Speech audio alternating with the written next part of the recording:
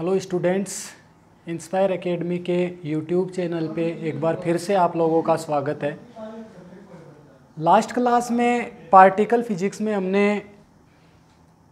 Quark model पढ़ा था hadrons के लिए, जिसमें हमने देखा कि हेड्रॉन्स है वो मेसॉन्स और बेरियंस दो पार्ट में उनको डिवाइड किया था।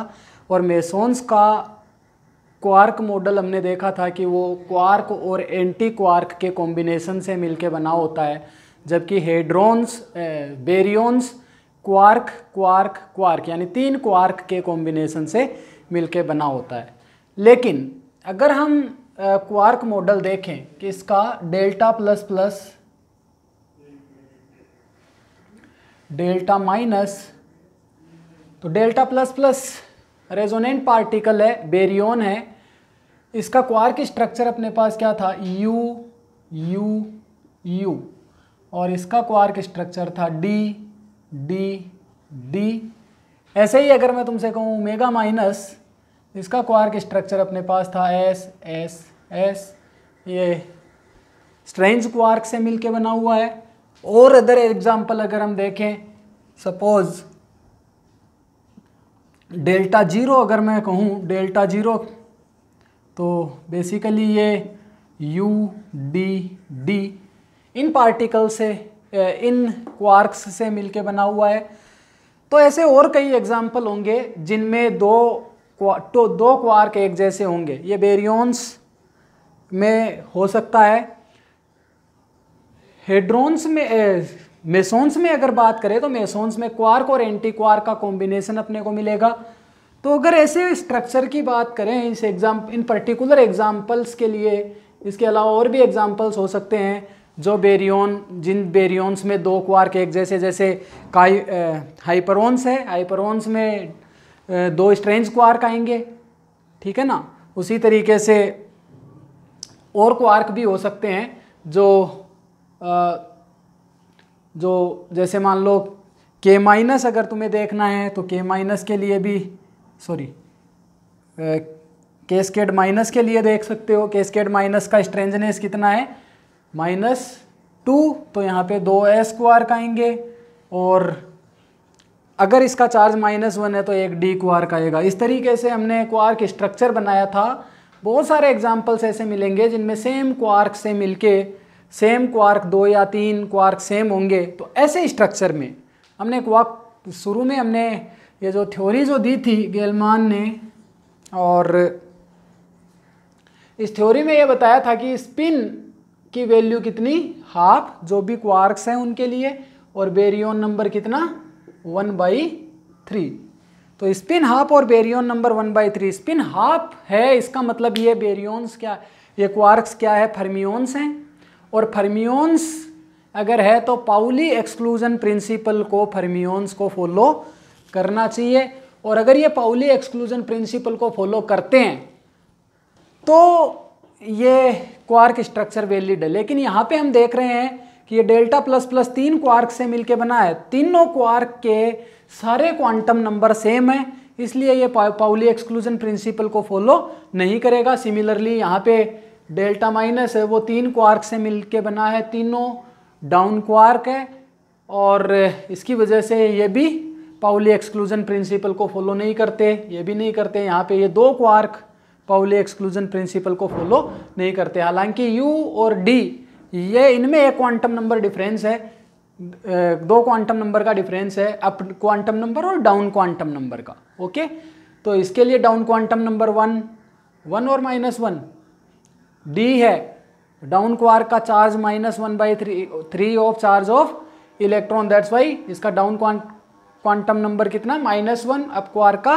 +1 अप क्वांटम नंबर, बाकी सारे 0। ये हमने डिस्कस किया हुआ है।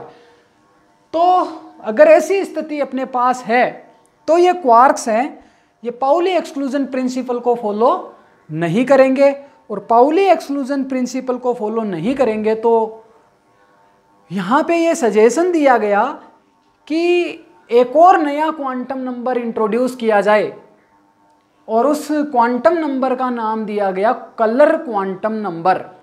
और ये कलर क्वांटम नंबर जो है, इसको हम सिंपली कलर भी बोलते हैं, लेकिन ये जो कलर है ये वो कलर नहीं है जो हम अपने रियल वर्ल्ड में देखते हैं, येलो ग्रीन इस टाइप के कलर्स नहीं है। फिजिकल कलर से इस कलर क्वांटम नंबर का कोई रिलेशनशिप नहीं है। ये कलर क्वांटम नंबर जो है वो क्वार्क्स की इंटरनल प्रॉपर्टी, इंट्रिंसिक प्रॉपर्टी जिसको हम बोलते हैं।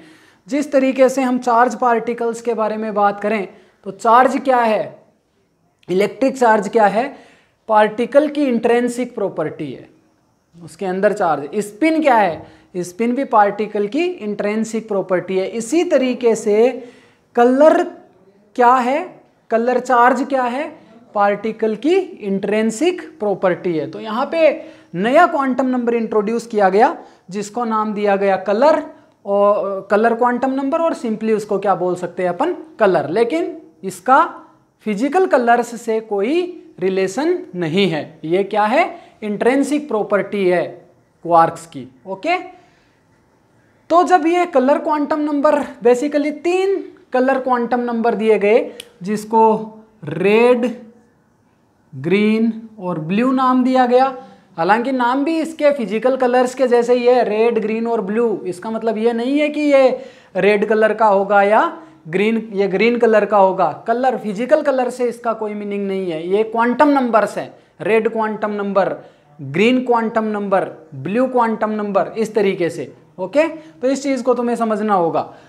अब ये जो कलर है, ये कलर का अगर हम कॉम्बिनेशन ले आर, जी और बी का, तो जो कलर कॉम्बिनेशन होगा उस कलर को, इनका टोटल कॉम्बिनेशन, ये quantum number, red quantum number, green quantum number और ब्लू क्वांटम नंबर, इन तीनों का एडिशन तुम करोगे तो उसकी वैल्यू कितनी आएगी, 0। और दूसरी बात ये कि कलर और एंटी कलर, सेम कलर, उस जैसे रेड कलर है, रेड का एंटी कलर आर बार, उनका एडिशन करेंगे तो वो भी क्या आएगा, 0 आएगा। तो ये कलर क्वांटम नंबर का एडिशन है। तीनों को अगर ऐड करेंगे, ग्रीन, रेड और ब्लू का कॉम्बिनेशन लेंगे तो टोटल कलर क्वांटम नंबर कितना बनेगा, 0 बनेगा। ओके, तो ये चीजें तुम्हें ध्यान रखनी है। इसको सबसे पहले नोट कर लेते हैं, इसके बाद हम आगे बढ़ेंगे। तो सबसे पहले पहला पॉइंट इसमें लिखेंगे, since quarks are, since quarks are spin half particles, hence they should follow Pauli exclusion principle।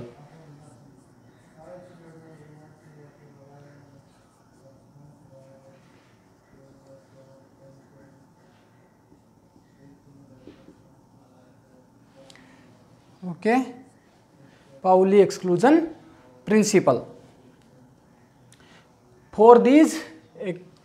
For above examples, Pauli exclusion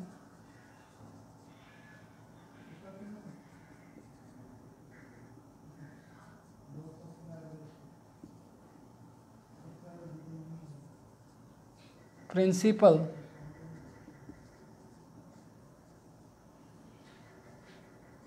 is violated, therefore a new quantum number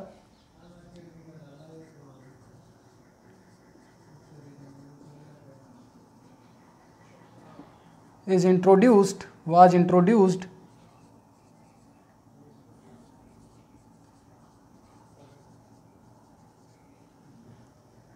named as color quantum number।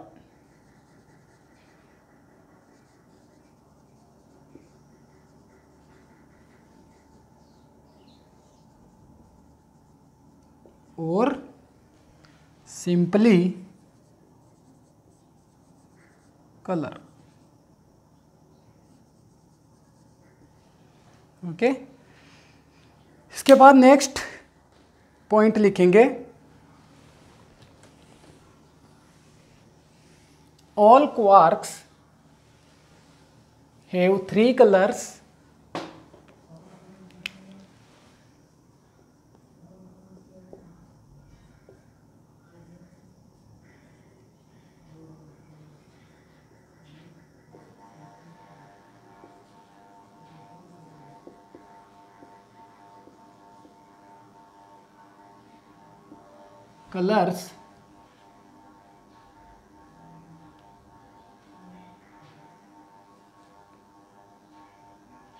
As red, जिसको denote करेंगे R से, green जिसको denote करेंगे G से, and blue B से। ठीक है, no physical relation.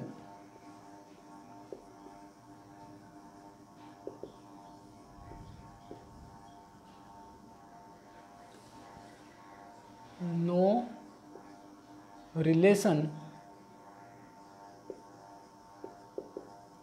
With physical colours.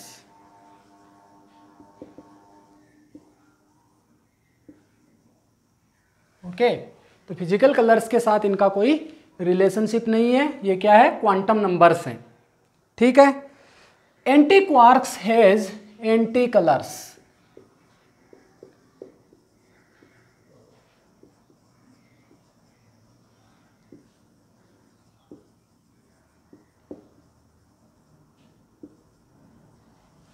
जैसे आर बार, जी बार और बी बार। ठीक है,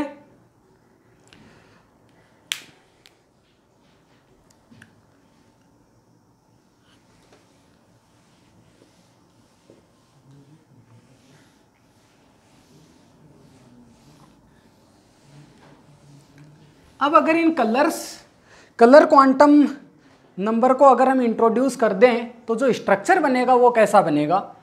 तो जैसा कि मैंने तुम्हें बताया था, बेरियंस हैं, बेरियंस क्वार्क क्वार्क क्वार्क से मिलके बने हुए हैं। और मैंने तुम्हें यह भी बताया कि अगर red quantum number, blue quantum number और ग्रीन क्वांटम नंबर को ऐड कर दिया जाए तो रिजल्टेंट कलर क्वांटम नंबर कितना बनेगा, 0। और क्वार्क कलर और एंटी कलर आर और आर बार, इसको ऐड कर दिया जाए तो कलर क्वांटम नंबर कितना बनेगा, 0। तो मेसॉन्स जो है और बेरियंस है वो क्या है, वो कलरलेस पार्टिकल्स हैं, कलरलेस पार्टिकल्स हैं। और पार्टिकल और एंटी पार्टिकल कलर रखेंगे वो अपोजिट रखेंगे। तो इसलिए टोटल कलर क्वांटम नंबर मेसॉन्स के लिए कितना होना चाहिए, 0। टोटल कलर क्वांटम नंबर बेरियंस के लिए भी कितना होना चाहिए, 0 होना चाहिए। तो इस तरीके से अगर हम देखें तो जो कॉम्बिनेशन होगा बेरियंस के लिए वो आर, जी और बी का कॉम्बिनेशन लेना पड़ेगा। एक रेड क्वार्क रेड कलर होगा, एक क्वार्क का कलर ग्रीन होगा, एक का ब्लू होगा। तो टोटल कलर क्वांटम नंबर कितना हो जाएगा, 0। तो यहाँ पे तुम्हारे पास डेल्टा प्लस प्लस, इसका स्ट्रक्चर तुम्हारे पास था यू यू यू। अब नया स्ट्रक्चर क्या हो जाएगा, एक यू क्वार्क को आर, एक को जी और एक को ब्लू कलर क्वांटम नंबर देंगे। तब अब ये पाउली एक्सक्लूजन प्रिंसिपल को फॉलो करेंगे या नहीं करेंगे। आर, जी और बी का कॉम्बिनेशन अगर हम लेंगे तो इसका कलर क्वांटम नंबर रेड है, इसका जी है ग्रीन है, इसका ब्लू है, तो ये डिफरेंट हो गया, बाकी सारे क्वांटम नंबर सेम। तो ये पाउली एक्सक्लूजन प्रिंसिपल को फॉलो करेगा। और टोटल कलर कितना, 0। और ऐसे ही तुम डेल्टा माइनस के लिए देखोगे डी डी डी, तो यहाँ पे आर जी बी। और यही ऐसे ही तुम अगर प्रोटॉन के लिए देखोगे तो स्ट्रक्चर अपने पास यू यू डी था, तो आर जी बी। न्यूट्रॉन के लिए यू डी डी, तो आर जी बी इस तरीके से। तो ये तुम्हारे पास मॉडल बन जाएगा। ओमेगा माइनस के लिए अगर देखोगे तो एस एस एस और आर जी बी। ऐसे ही तुम देखोगे मेसोन्स के लिए, तो मेसोन्स में तुम्हारे पास पहला मेसोन हम ले पाई प्लस, तो पाई प्लस का क्वार्क मॉडल क्या था, एस क्वार्क था नहीं, तो you you bar sorry you U D plus चाहिए चार्ज प्लस, तो यू डी बार ऐसा था यू डी बार। तो यहाँ पे को कलर एंटी कलर का कॉम्बिनेशन लेना पड़ेगा। तो एंटी पार्टिकल पे एंटी कलर, अगर मैं यहाँ पे रेड क्वार्क लेता हूँ तो यहाँ पे क्या आएगा आर बार, तब टोटल कलर कितना हो जाएगा 0। ओके, ऐसे ही यू डी बार अगर है, यहाँ पे ग्रीन क्वार्क लेता, ग्रीन कलर लेता हूँ तो यहाँ पे भी जी बार आ जाएगा, और ऐसे ही u blue d bar blue bar, इस तरीके से। तो इसको हम ऐसे भी लिख सकते हैं ताकि टोटल कलर कितना हो जाए 0 हो जाए। तो इस पॉइंट को लिख लेंगे, since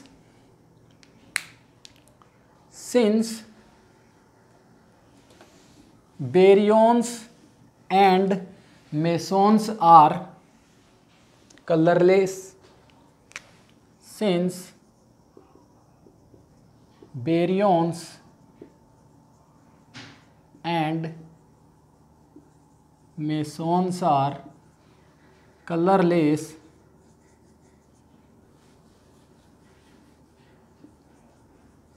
hence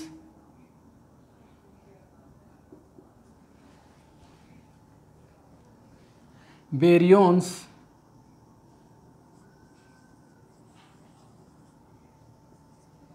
will take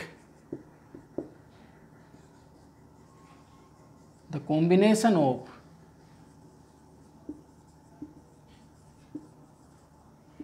R, G and B, whereas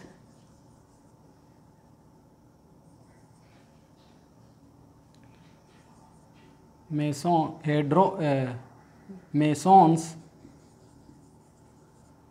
will take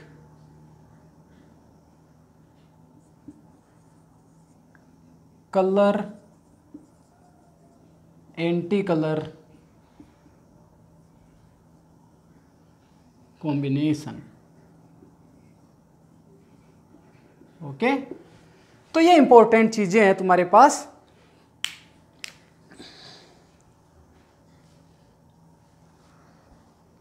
इसके बाद हम नेक्स्ट टॉपिक पढ़ेंगे क्वार्क क्वार्क इंटरेक्शन।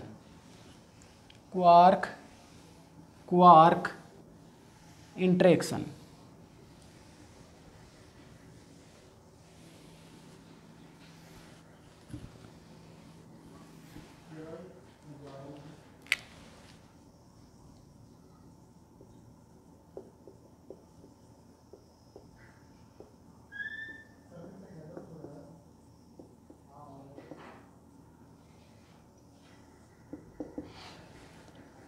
तो देखो, जैसा कि हम ग्रेविटेशनल इंटरेक्शन पढ़ते हैं, तो ग्रेविटेशनल इंटरेक्शन किन पार्टिकल्स के बीच में लगता है ये हमें पता है, दो मास पार्टिकल्स के बीच में लगता है। और जो दो मास पार्टिकल्स, मास क्या है, मास पार्टिकल्स की इंट्रिंसिक प्रॉपर्टी है। तो दो मासिव पार्टिकल्स के बीच में जो फोर्स लगेगा वो ग्रेविटेशनल इंटरेक्शन होगा, राइट। तो ग्रेविटेशनल इंटरेक्शन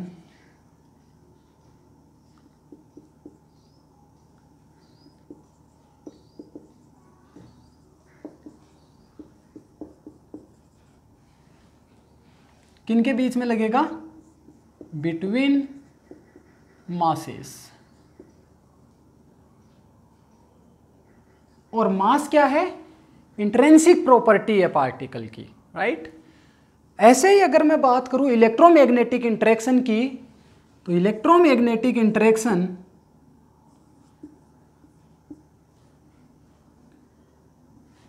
ये किसके बीच में लगता है, चार्जेज के बीच में। चार्ज पार्टिकल होना चाहिए, तो बिटवीन चार्जेज। और ये चार्ज कौन सा चार्ज है,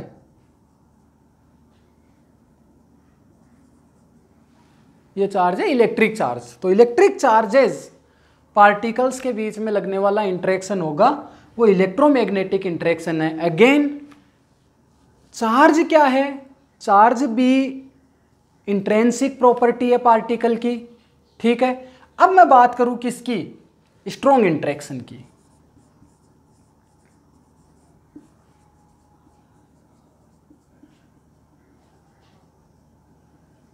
तो स्ट्रॉन्ग इंटरेक्शन में जैसे ग्रेविटेशनल इंटरेक्शन दो मासेस के बीच में लगता है, इलेक्ट्रोमैग्नेटिक इंटरेक्शन दो चार्जेस के बीच में लगता है, तो स्ट्रॉन्ग इंटरेक्शन कौन से किन के बीच में लगने वाला इंटरेक्शन होगा? Can you guess it? Strong interaction जो होगा वो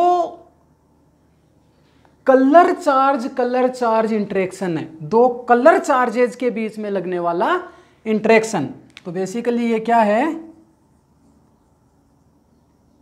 कलर चार्ज मतलब कलर के बीच में लगने वाला इंटरेक्शन है। और जैसा कि मैंने तुम्हें बताया था, जो कलर चार्ज है या कलर क्वांटम नंबर है या कलर है वो इंट्रिंसिक प्रॉपर्टी है किसकी, पार्टिकल की। तो कलर चार्ज इंटरेक्शन।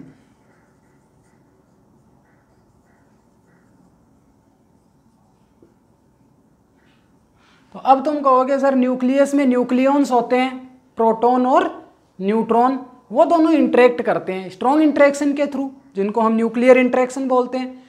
और न्यूक्लियर इंटरेक्शन क्या है, स्ट्रॉन्ग इंटरेक्शन है। तो वो तो कलरलेस है, प्रोटॉन भी कलरलेस है और न्यूट्रॉन भी कलरलेस है, क्योंकि बेरियंस आर कलरलेस। तो कलरलेस पार्टिकल्स के बीच में इंटरेक्शन कैसे हो सकता है, स्ट्रॉन्ग इंटरेक्शन, इस कलर चार्ज इंटरेक्शन के द्वारा? तो उसका रीजन क्या है कि प्रोटॉन और न्यूट्रॉन अगर बहुत दूर दूर है, जैसा कि तुम्हें पता है एमएससी क्लासेस में तुम लोगों ने पढ़ा होगा कि nuclear interactions are short range interactions, nuclear interactions are short range. और हमने भी देखा है शुरू में स्ट्रॉन्ग इंटरेक्शन के बारे में देखा, इसकी रेंज क्या है 10⁻⁻15 मीटर, तो शॉर्ट रेंज। अगर प्रोटॉन और न्यूट्रॉन एक दूसरे के पास नहीं है, इनकी रेंज है वो न्यूक्लियर रेंज से बाहर हो जाए, मीन्स 10⁻⁻15 मीटर्स के बाहर हो जाए, तो इनके बीच में कोई इंटरेक्शन नहीं लगता। लेकिन जैसे ये इस रेंज में आते हैं, इन दोनों के बीच की सेपरेशन 10⁻⁻15 मीटर्स के ऑर्डर्स की हो जाती है, उस केस में ये स्ट्रॉन्ग इंटरेक्शन के द्वारा इंटरेक्ट होते हैं। ऐसा ही होता है। तो उस केस में होगा क्या, जब ये रेंज बहुत कम हो जाएगी, प्रोटॉन और न्यूट्रॉन एक दूसरे के पास आ जाएंगे, कितना पास, बहुत पास, 10⁻⁻15 के ऑर्डर्स की सेपरेशन इनके बीच में रहेगी, उस केस में स्ट्रॉन्ग इंटरेक्शन इफेक्टिव होगा। और उस केस में क्या होगा कि ये प्रोटॉन है, ये न्यूट्रॉन है, ये प्रोटॉन इसके पास इतना पास आ जाएगा कि इनको एक दूसरे का इंटरनल स्ट्रक्चर विजिबल होगा। जैसा कि मैंने तुम्हें बताया था कि प्रोटॉन 3 क्वार्क से मिलकर बना हुआ है, U और D, और जबकि न्यूट्रॉन भी 3 क्वार्क से मिलकर बना हुआ है। कौन कौन से हैं, कौन कौन से क्वार्क है न्यूट्रॉन, अभी हमने डिस्कस किया था। तो न्यूट्रॉन 3 क्वार्क से मिलकर बना हुआ है, न्यूट्रॉन पे चार्ज 0, तो UDD, तो UDD। अब ये अगर एक दूसरे के बहुत पास है, एकदम पास है, तो इनको एक दूसरे का इंटरनल स्ट्रक्चर विजिबल होगा, यानी ये जो क्वार्क्स है वो एक दूसरे को देख सकेंगे, यूं कहे सिंपल भाषा में। तो फिर क्या होगा, तब इनके बीच में जो क्वार्क है, वो क्वार्क मैंने तुम्हें बताया था, कोई भी क्वार्क है वो उनके कलर क्वांटम नंबर होते हैं, उनकी इंट्रिंसिक प्रॉपर्टी क्या होती है, कलर चार्ज। तो इन कलर चार्ज के बीच में इंटरेक्शन होना स्टार्ट होगा, और वही इंटरेक्शन क्या होगा, स्ट्रॉन्ग इंटरेक्शन होगा। समझ में आ रही बात? तो कलर चार्ज स्ट्रॉन्ग इंटरेक्शन किन के बीच में होता है, कलर चार्ज इंटरेक्शन होता है। जैसे ग्रेविटेशन दो मासेस के बीच में होता है, इलेक्ट्रोमैग्नेटिक इंटरेक्शन दो चार्जेस के बीच में लगता है, ऐसे ही कलर चार्ज इंटरेक्शन होगा, वो स्ट्रॉन्ग इंटरेक्शन में होगा।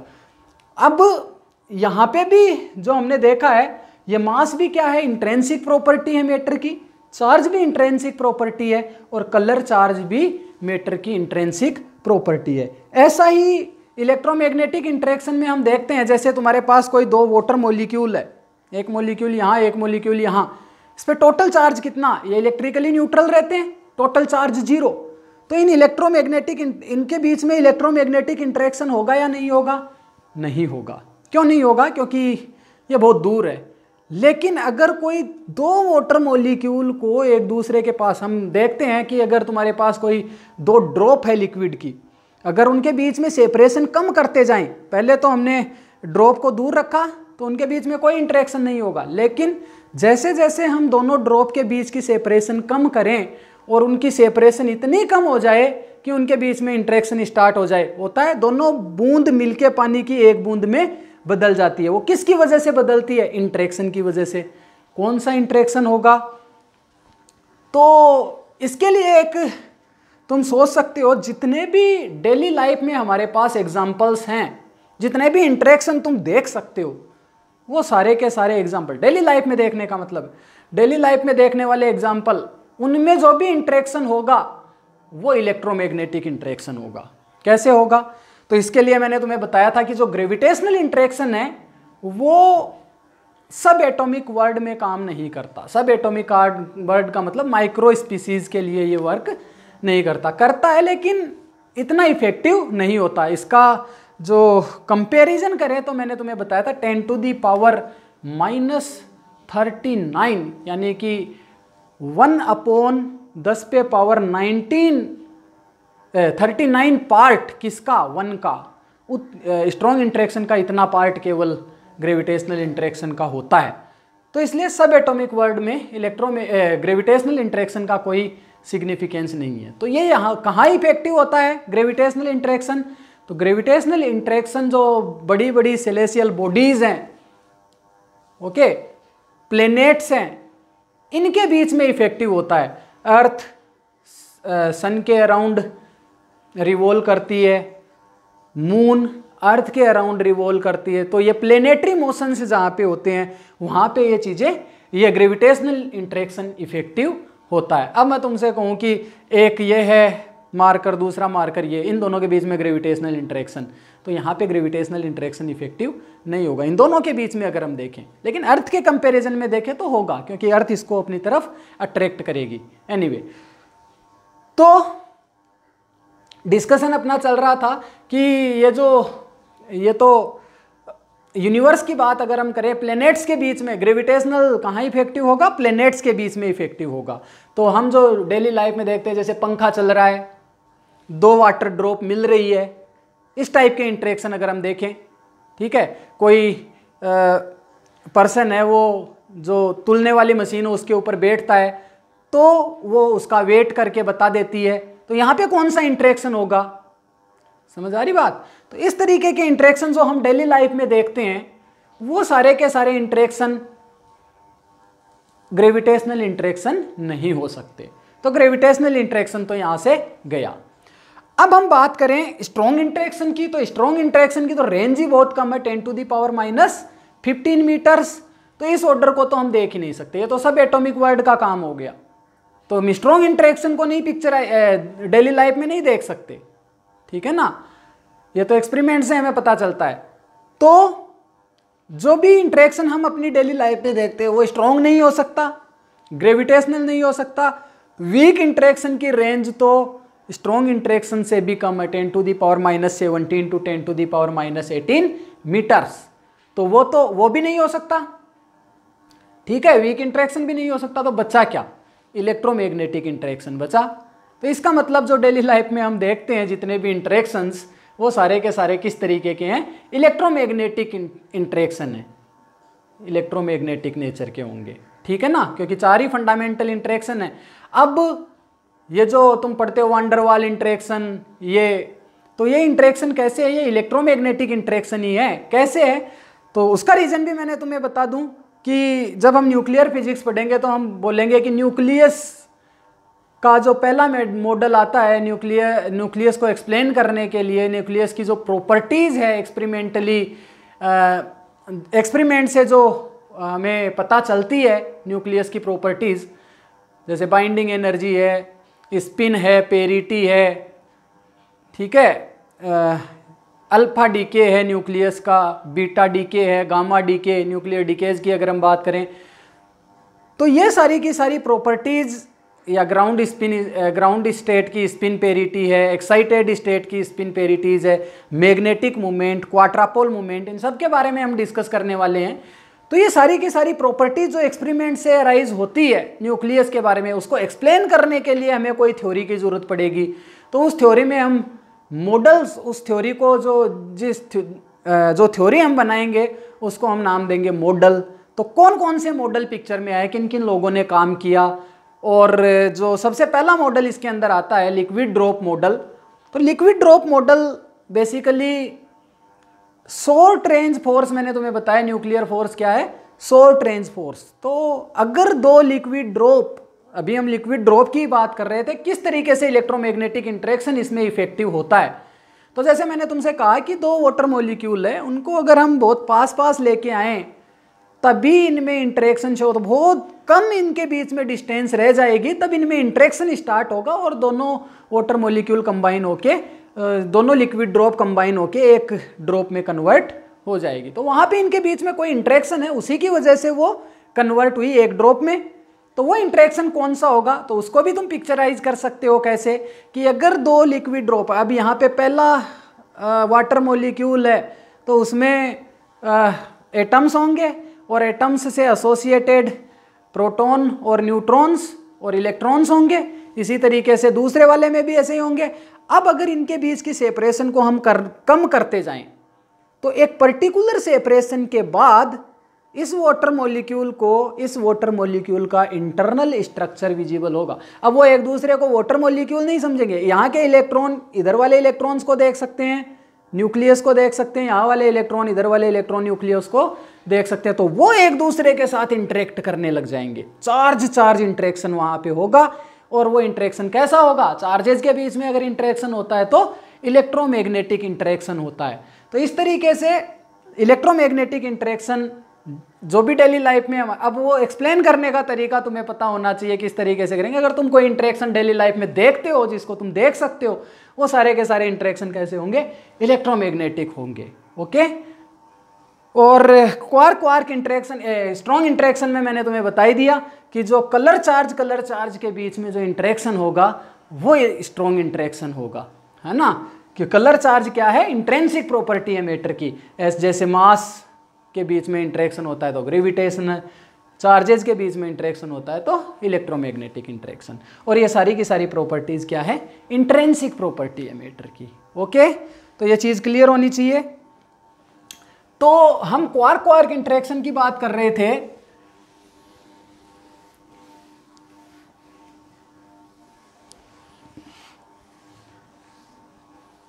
तो क्वार्क बेसिकली हेड्रॉन्स क्वार्क से मिलके बना हुआ है। इन क्वार्क्स के बीच में कोई इंटरेक्शन होगा, उसी वजह से ये बाउंड स्टेट में रहता है। हेड्रॉन्स मिलके ये हेड्रॉन्स बनता है। ये जो तीन प्रोटॉन है, इसमें तीन क्वार्क है। ये क्वार्क के बीच में कोई इंटरेक्शन होगा, उस इंटरेक्शन की वजह से क्या होगा, ये प्रोटॉन बना रहेगा। अदरवाइज अगर ये इंटरेक्शन बहुत कम हो जाएगा तो ये प्रोटॉन भी इनका डीके होने लगेगा, फिर किस में, ये टूट जाएंगे कंस्टिट्यूट्स में। लेकिन ऐसा नहीं होता, है ना, फ्री स्पेस में ऐसा नहीं होता, ये बाउंड स्टेट में ही रहते हैं। मैंने तुम्हें बताया था फ्रैक्शनल चार्ज पार्टिकल है, ये बाउंड स्टेट में ही पाए जाते हैं, ठीक है, फ्री स्पेस में ये नहीं होते। तो क्वार्क इंटरेक्शन है, इंटरेक्शन अगर है यहाँ पे इन क्वार्क्स के बीच में, तो यहाँ पे कोई एक्सचेंज पार्टिकल जरूर होगा, मैंने तुम्हें बताया था। और यहाँ पे जो एक्सचेंज पार्टिकल है, वो एक्सचेंज पार्टिकल जो मीडिएट होगा वो किससे होगा, उस एक्सचेंज पार्टिकल को नाम दिया गया क्या, ग्लूऑन। एक्सचेंज पार्टिकल को क्या नाम दिया गया, ग्लूऑन। ये ग्लूऑन कितने तरीके के होते हैं, 8 तरीके के होते हैं। तो इनको कौन कौन से ग्लूऑन्स होते हैं, तो वो हम देख लेते हैं। RB बार बेसिकली कलर पार्टिकल है, ग्लूऑन्स भी क्या है, कलर पार्टिकल्स हैं। तो इनका कॉम्बिनेशन होगा रेड क्वार्क और रेड क्वार्क का बार, रेड और एंटी रेड, ये मिलके क्या देता है 0, लेकिन आर बी बार 0 नहीं होता, कलर क्वांटम नंबर इसका कुछ ना कुछ होगा, राइट। ऐसे ही आर जी बार, फिर B R bar, B G bar, G R bar, G B bar, ये होंगे कितने कितने क्वार्क हो गए, 6 क्वार्क हो गए। ऐसे ही R R bar minus G G bar, ये एक क्वार्क है, और ऐसे ही R R bar plus G G bar -2 B B bar. तो इस तरीके से तुम्हारे पास टोटल कितने क्वार्क होंगे, कितने ग्लूऑन्स होंगे, 8 ग्लूऑन्स। ये मीडिएट करेंगे किसमें, क्वार्क क्वार्क इंटरेक्शन में। जो इंटरमीडिएट पार्टिकल है, मैंने तुम्हें बताया था एक्सचेंज पार्टिकल है, वो ये हैं। तो इसको लिख लेते हैं। तो पहला पॉइंट लिखेंगे, since quarks are confined inside the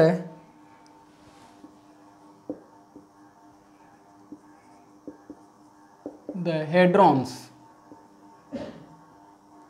therefore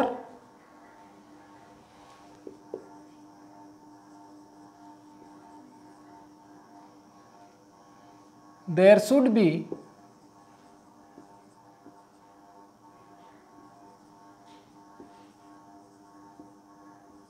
interaction between them,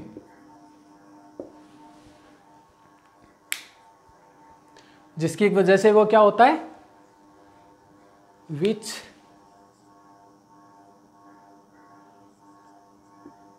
binds them, जिसकी वजह से वो बाउंड स्टेट में रहता है। ठीक है। इसके बाद नेक्स्ट पॉइंट लिखेंगे, तो जो फोर्स है, the force between quarks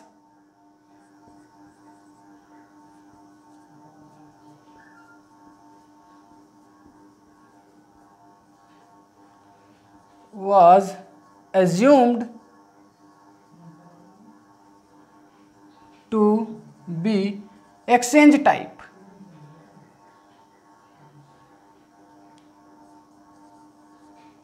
mediated by an exchange particle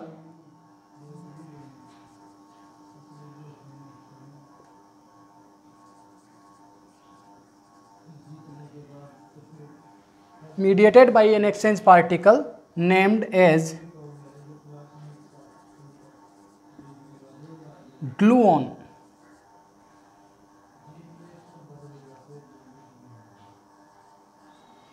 और ग्लूऑन की स्पिन कितनी है, 1। ध्यान रहे, ग्लूऑन बोजोन पार्टिकल है, जितने भी एक्सचेंज पार्टिकल्स है वो बोजोन पार्टिकल्स होंगे। क्यों होंगे वो बाद में डिस्कस करेंगे, जब हम वेव फंक्शन पढ़ेंगे क्वांटम मैकेनिक्स में, तब डिस्कस करेंगे सिमेट्रिक और एंटी सिमेट्रिक वेव फंक्शन क्या होते हैं। वहाँ से इसका कंसेप्ट आता है कि स्पिन 1 ही क्यों एक्सचेंज पार्टिकल की, ठीक है ना। तो उसको हम बाद में डिस्कस करेंगे। ओके, तो देर आर 8 ग्लूऑन्स। इसके बाद क्या लिखेंगे, देर आर 8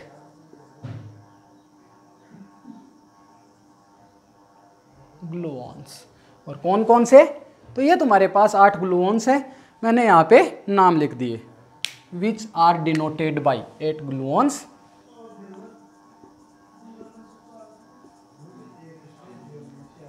डिनोटेड बाई, तो ये तुम्हारे पास R B bar, R G bar, B R bar, B G bar, G R bar, G B bar, R R bar minus G G bar, और R R bar plus G G bar -2 B B bar. Okay, तो ये तुम्हारे पास gluons के बारे में जानकारी थी। अब अगर हम किसी एक एग्जाम्पल देखते हैं,